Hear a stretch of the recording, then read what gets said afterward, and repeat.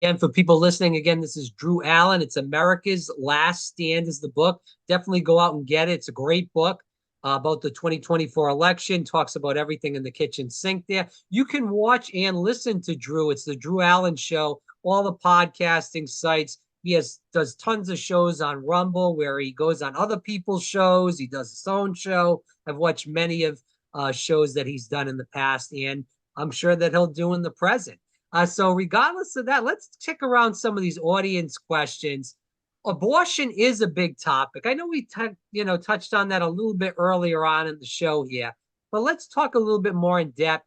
Obviously, the Arizona, Supreme Court case, big case within the past couple of days that just came out, and Donald Trump came out with, and maybe we disagree on this, a little bit of a, I would say, boggled response. It sounded more like he was more in the pro-choice realm than he was in the pro-life realm. And with that, as far as the way I understood it, maybe again you feel differently about that. Are you worried that pro-lifers are going to be very nervous to vote for Donald Trump again? They may just sit home and say, screw both of these guys due to the abortion issue. No, I'm not too worried about that. I'm a little bit concerned about the purity people out there on our side that have a little bit of influence, that are, holier than thou, that are out there looking for every reason they can to bash Trump, and they're going to use this to do it. Look, the lay person out there needs to understand political strategy. Now, look, Democrats, he's trying to get the suburban voters, the suburban moms, and be kind of moderate on abortion because he needs those people to come out for them to win, correct? Yeah. Look, the only thing Democrats have that mobilizes people is the abortion issue. Now, Trump's statement, I think, was not just brilliant strategically the other day. I actually think it was correct. And let me say, I am a Christian and I am pro-life. So know that as I talk about this issue. But I also am a bit of a political strategist because I work with campaigns and so on and so forth. So I want to explain a couple of things here. The first is that for somebody who is pro-life out there, nobody's done more for the pro-life movement than Donald Trump. He put the justices on the court that overturned Roe v. Wade. We've been trying to overturn Roe v. Wade since it was incorrectly, unconstitutionally issued. Okay, so he did that. That's huge. Now, look, I'm a Christian and I want to have a say in what my culture looks like, whether it's marriage issues, where it's abortion issues, and so on and so forth. But it's a state issue. So look, if California wants to implement infanticide, which basically it is doing, okay, I find it not just reprehensible, I find it evil. But you know what? This is the United States of America. Abortion is not in the Constitution. Now, you could argue the right to life, liberty, and property. We can get into that conversation about the innocent unborn's life. But anyway, let me put it this way. You don't always say what you mean or intend to do as a politician. So it's foolish to come out and give the left ammunition with the abortion issue. Now, firstly, it's not a federal issue. So when Lindsey Graham comes out and says something stupid, and he does it because he's trying to sabotage Republicans, I guarantee it, because he's a swamp creature. When Lindsey Graham comes out after Roe v. Wade's overturned before the midterms, and he says, I want a federal abortion ban. That's a stupid, stupid thing to do, okay? So it makes sense for Donald Trump to take the position he's taken, which is, hey, this is a state's issue. And, as a Christian, the fact that we're in this situation where we feel like we're losing the abortion argument just shows how pathetic we've been at combating it over the years. Because the majority of the American people, or even half of the American people, however many people think they've got to have their abortions, this wasn't an issue before Roe v. Wade. When Roe v. Wade happened, most people were opposed to abortion. That's the reality. Now we're in a different situation in America, and the Democrats, they've gone from safe, legal, and rare to celebrated, taxpayer-funded, the more abortions, the better. And this is all out. This is my kind of final point on abortion from my perspective. The macro issue with abortion for me is that it should not be something that is celebrated in America. It should be something that is done and you're reluctant to do so. It shouldn't be something where you say abortion is it's not an amazing thing. We should not be trying to have more abortions. We should be trying as a culture to have less anyway. You know, we got a lot of questions about the vaccine. Obviously, you know, me personally, that's my big issue in the election because it's affected my life. I know a lot of people where it's affected their life. And this is kind of, I'm going to put this into terms because, again, we got a lot of these questions. It was kind of the same mumbo jumbo. So I'll just put it into one, Drew. So when we talk about Donald Trump, throughout the many years, whether he was president or even after his presidency, he's come out and said that the vaccine, he got it. He said he wouldn't force it on anybody. I appreciate that. We know that the Democrats and Joe Biden forced it on everybody pretty much that was working with the OSHA issue. But he still advocates for it. In Biden's State of the Union address, when he was talking about the vaccines for cancer, Trump came out on Truth Social and said, if Joe was president, it would have took him 12 years to get the vaccine. I was president, we got it right away. Does he not understand that most conservatives don't like the vaccine? They think that it's bad. We've seen what it's done to people, and he is living and dying by the vaccine issue. Again, I am usually not a one-issue voter. I try to look at the person, and I'm not saying that I would never vote for Trump. If it is a Trump Biden, I will definitely vote 100% for Trump.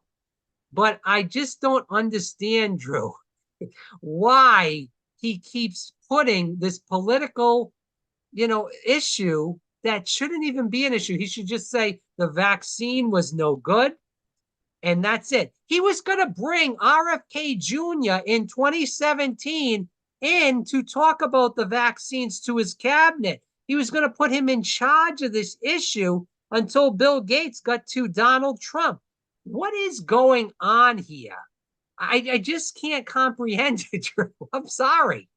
Yeah, I know. I mean, we can go down kind of the rabbit hole on this stuff, and many of Because them if he was good on the vaccine, Drew, sorry to interject and interrupt you. If he was good on the vaccine, I would be cheering like the Dickens for him every 10 seconds because of what they're doing to him in New York, in Atlanta, in Georgia, and everywhere around the country, Colorado, Maine, the list goes on and on. He's being persecuted, as you've stated throughout this show. But this guy will not give up on the vaccine. I just cannot comprehend it. And I'll shut up and let you talk. Yeah, I mean, look, it's complicated in some ways and not complicated in other ways. I agree with you 100%, by the way. So first off, I've said since years ago that his Achilles heel was the vaccine, and that was the one issue that could be a noose around his neck, if you will, politically. And, I guess I'll try to respond to what is going on with Trump first. I mean, I think there's two things. I think one is that Trump has an ego. Right. And so if you think about so he, even though people on his side, most of us, and even people that want to be on his side, like you maybe, that are like, hey, with the value, I think that he might take some of us for granted or expect us to just go along, because he's really playing to, I think, the Democrat base in many ways that celebrates the vaccine. Because here's what's happening. So it is true that the vaccine would not exist without Donald Trump. All right. Now, I do not believe that Trump is evil and he's, Fauci in this, but No, he was misled. Look he was trying to push the hydroxychloroquine, which was good. I'm sure if he was told about ivermectin, he would have tried to push that out. I think a lot of the things he was trying to do in COVID were good. Yeah. But I think he let people, because he didn't know all these things about COVID, like, many other people, such as you and I, didn't know. Yep. He depended on these people like Birx and Fauci and Collins. These people have been in this. We talk about swamp creatures as far as politicians. These people are Dr. Swamp creatures. that are infested inside our own government. They are being bought off by the pharmaceutical companies too. So I think that was the issue that he didn't know. And I hate to use this terminology, and I'm not trying to be disrespectful to President Trump, his ass from his elbow on this stuff. And he depended on these people that he thought knew, but they were really in the pocket of Pfizer, Moderna, and Merck, and all these other companies. We can go down the damn list. Yeah. And that was the issue. And as you said, he's got the ego and he doesn't want to say that he was wrong. I do have to give some credit to Ron DeSantis. He has a huge ego too. And I did vote for him in the primary. So people listening to this know this, even though it didn't mean anything. But Governor DeSantis has been pretty good on the vaccine issue. He also is not afraid to say that he was wrong during COVID at the beginning. Yeah. Yeah. Well, I think that Trump is battling a media narrative as well. So look, the left that gobbles up their media, right? And what they believe is different than from what we believe, because they're not exposed to actual facts and truth. They have propaganda. But my point is, you know, you've got Joe Biden and people on the left that are sitting there celebrating the vaccine, that think it's the best thing ever. And you've got the lying Joe Biden trying to take credit for it. So in that media world, in that landscape, they do believe the vaccine saved lives. They do believe the vaccine's amazing. And you have Joe Biden, of course, that's trying to use that issue to gain favoritism for himself. And I think Donald Trump watches that and he thinks, F you, the vaccine was mine. I mean, so he's kind of torn, if that makes sense. That's why I say it's a little bit complex in some ways. Now, look, people like me, I want to throw up in my mouth every single time I hear him say anything positive about this freaking vaccine. There are people on our side that think he should just come out and apologize for it. I would like that, but it's not good politically for him to do that, to make this a campaign issue either. So I don't know. You know, a lot of people I know, this is a big issue for them. They cannot forgive Trump for it. They want him to come out and apologize. That's a little bit of like the purity test for me. I want to see accountability. I would hope that maybe. But Drew, just to be fair, somebody like me that was injured, I mean, come on.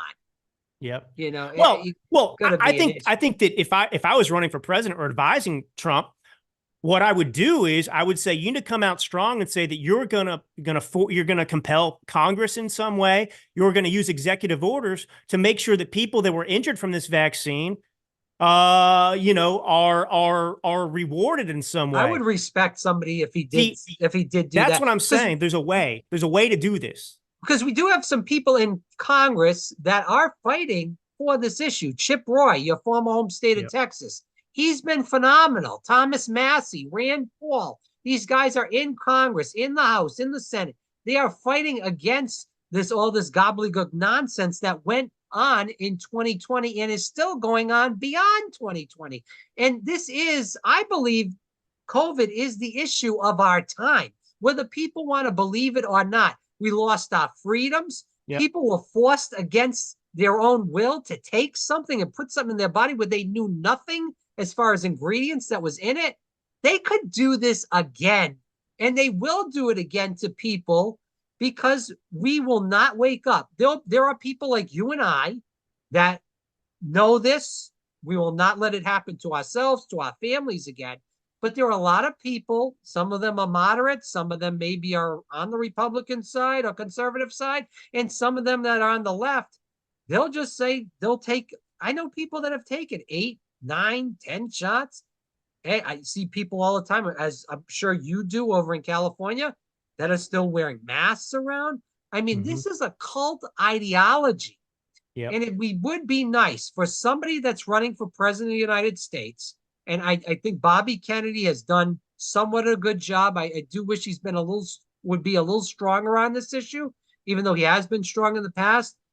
But it would be nice for one of the two major candidates to stand up. And we know Joe Biden would never do this. He doesn't have a bone in his body to do this. But Donald Trump has that. It'd be nice for him to stand up and say just basically what you said, Drew. We recognize that maybe even if they want to say, which I don't agree with this, that it helps some people. Again, I don't agree with that. But if you want to say that just to play the politics game, say it. But it hurt some people, and we need to help the people that it hurt or help their families because they deserve justice too. And we need an investigation. We need an That's a investigation. win. People need to go down for this. And, Yeah, they do. every time we have a crisis in this country, whether it's 9/11, whether it's COVID, no one goes down. Even the economic crisis of 2008, no one goes to jail. It's time. And the people want this. They're yearning for this. This is why they voted for Trump in 2016. This is why people like me are voting for Kennedy in 24, because we're yearning for some accountability from these politicians that we put in power, that we trusted. And these people, there's no accountability, zero, for them to go to jail, for them to pay fines, whatever it may be. For these companies, nothing, Drew. I mean, it's terrible. Anyways, I'll get off my horse and let you respond. Well, you just nailed it on the head. I mean, accountability is the one thing driving the nation right now, and that's really highlighting in a macro way again what's wrong with the country. We, the people, have been reduced to servants of the government. Our Constitution asserts that we're the master and they're the servant, and it's been flipped on its head. And nobody's paid the price for the crimes they've committed at the government level against the citizen.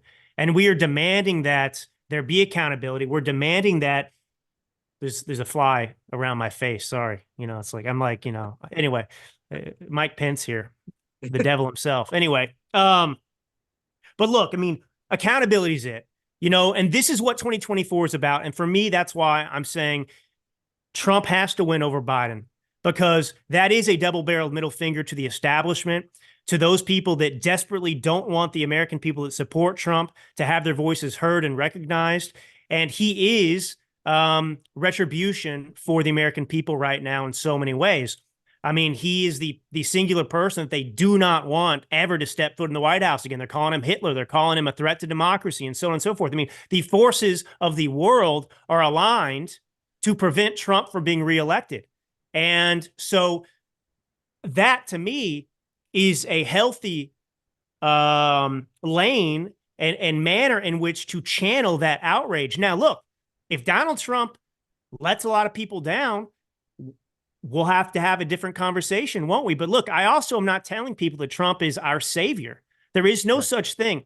The problem is the psyche of the American people. Too many people, look, think about COVID. We talked about this on the phone. Think about how quickly and easily and willingly people did what the government told them. Wore masks, did all the stuff, got the 13 jabs. We're shouting down American citizens who thought like you and me in the streets or in the grocery store or whatever else. Those people are the creation, the end product, if you will, of this tyrannical regime that is indoctrinating American citizens. And those people do not stand for the Constitution. They do not have anything in common with the founding fathers and the actual vision that they had for this country. And that's why the Democrat Party is so dangerous. I am not afraid so much of the Democrat Party as I am of the citizens and neighbors around me that would have me thrown in jail and cheer it simply because I am not thinking like they do. That's what I fear, is the citizenry out there that would sit here like in Nazi Germany and watch the Jews be rounded up and put on boxcars. That's what I fear. Yeah, and it'll happen because it is, and I hate to go back to the right versus left analogy, but there's a lot of people on the left that they just are very obedient to government. And I'm sure there's a lot of people on the right too, not as many as the left, but there are people on both sides that are very obedient. And they were obedient about the shots. Some people are obedient about the shots. There's people, again, still wearing the mask. It's really disgusting. Again, and just to kind of finish off with this, and I do have one more quick question before we end. That's the problem. And this is what I'm worried about rather, because 2030 is coming. I'm worried about a lot of these things, like the digital currency, like the social credit score. COVID was just the start. They are going to start pushing and this isn't some Kabuki theater, some kind of conspiracy game that we're playing back and forth at each other. This is the real deal, Shaquille O'Neal. This is coming into play. It's already in play in China. And that's where the ideas start. They start in China, and then the Chinese, along with these sellouts that are in this country, running the country, they move into our country and around the world. So we have to be careful, again, who we put into power. You have to look and really do some research. And you can't go into that cult atmosphere. Unfortunately, on the left, we have the cultish atmosphere on the COVID stuff, the mask, the vaccines, Hillary Clinton, Barack Obama's Jesus Christ. The list goes on and on. On the right, unfortunately, there's some people that are very cultish on the life issue. There's some people that are very cultish on Trump, for that matter. You got to be careful on those aspects. And I'm just saying, for people listening, you cannot follow a politician, whether it's Obama, whether it's Trump, like they're Jesus Christ. They are not.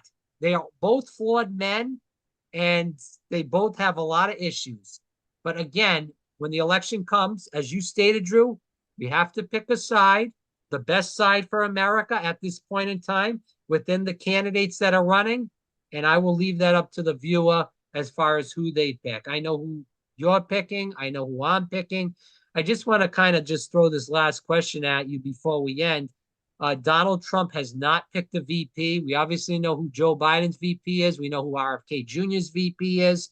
Another story for another day on that. But to go into Trump, there's been a lot of talk on Tulsi Gabbard. I think that's very far-fetched. I don't see Trump picking a former Democrat to run with him. I do hear the same names I'm sure that you've heard. Kristi Noem. We've heard the Marjorie Taylor Greene. I don't think that's going to happen either. Yeah. You know, Terrible pick, by the way, too. Yeah, I don't think the Vivek thing is going to happen. I do see Kristi Noem more than anybody else being that pick. She's a woman. She's a governor. I think that makes a lot of sense. You personally, who do you think? You're in a lot of different circles. I'm sure you have your own thoughts on this. Yeah, I mean, Ben Carson's been a name that's been thrown out quite a bit. Okay. You know, Tulsi Gabbard has kind of remained high on that list from what I know. Um, you know, people talk about Tim Scott. I think that's a terrible pick. Yeah, I agree. I He's mean, not really charismatic. I mean, no, he's not that not he has to charismatic, and be. he's a Oh, rhino. He's a rhino. He's got a yeah, good life story. I respect certain things about him, certainly. But also, I'm not into the identity politics, man. I'm not into just right, like, we need a black guy. No, I'm not right. into that. And Trump is the first black president anyway, truthfully. He's been rappers have talked more about him. He's blacker than Right. Trump is blacker than Barack Obama, I'll tell you that right now. So, Well, yeah, if you see the black community anyway, the way they are reacting to Trump, doesn't need a black person to secure the black vote like Democrats try to do sometimes, and yeah. so on and so forth. But I don't know. I mean, Byron Donalds, that name's been thrown out. Here's what I will say about it. Byron Donalds is going to run for governor of Florida, I feel like, in 26, but that's Yeah. me. Yeah, I think so. I think he'd be great for Florida. Time will tell with anybody, right? I don't trust anybody inherently anymore. I'm suspicious of everyone, I even hear you. myself. So, yeah, I mean, I think that the Republican Party has a deep bench. I mean, even though Tulsi's not technically a Republican, I mean, I just think that the options that we have are pretty rich. I mean, it's nice. It's a nice problem to have, actually, that we do have options. The left obviously has no options. I mean, the ones that they do, which would be good, like RFK Jr., they want to kick out. So, Well, they don't want anybody that they can't control. yeah. We just went through that with Bernie. They didn't want Bernie because they couldn't control him. They don't want RFK Jr. because they can't control him either. And they know he'll really stick a thorn inside their side. So they don't want that. They want the guy like Gavin Newsome, who was in with Hillary Clinton, and he's tight with them. He's in that globalist agenda, all those issues with that. He's good on that. That's who they want. They want the control. They don't want a guy or a woman that they can't control. Look at Tulsi Gabbard. Look what they did to Tulsi Gabbard in the debates in 2020. She hammered Kamala Harris during the debate, knocked her right out of the presidential race, and that was it for her. They called her a Russian. They called her a treasonist. I mean, it's a joke. I mean, I don't want to go down the whole length of that, but as a person that was a Democrat at that time and was a fan of Tulsi Gabbard at that time, I saw what was done by Hillary Clinton and that group to her, just because she was on a different side of the issue. I mean, she agreed with a lot of Democratic policies at that time, but a few issues as far as war. She was with Bernie Sanders. This is going back to 2016, where she endorsed Bernie Sanders. Yeah. And the Clintons don't forget about that. That's why they have that list. Anyways, we won't dive deep into that, Drew, because we don't want to be on that list. So we will end that there. But Drew, any last words before we end our conversation here today? Yeah, look, I mean, I would just encourage people of all kinds of backgrounds and differences in terms of the political candidates they're going to back right now. I mean, I think it's really important that we all arm ourselves with actual truth. And I would encourage every American to really start studying the rich history of America, the real history of America, to read George Washington's farewell address, for example, and understand what made this country great, because our barometer and our compass cannot be politicians that are competing for our votes and attention. Our compass has to be something higher, something that is permanent, that doesn't change. And that comes from an understanding of what the Constitution is about, what our rights are, why we have the systems we have in place, and the brilliance of the founding fathers. We need to focus on patriotism. We need to develop again a rich love for this country and for one another, and recognize that our greatness comes from our meritocracy. It comes from a belief in, of course, exceptionalism, and a confidence about who we are as a people, and that we are special. We are unique.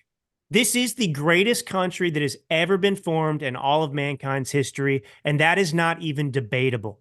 And so we need to focus on what we have in common. We need to start talking in terms of results and where we want to go, as opposed to sitting here and just turning our ears off just because somebody might be previously on a different side of the aisle as us. So look, we're Americans first, and we all need to remember that. And if we can focus on that and have confidence about this country and what we want for our children and grandchildren, we'll get out of this. We've been through worse, and we'll get through this.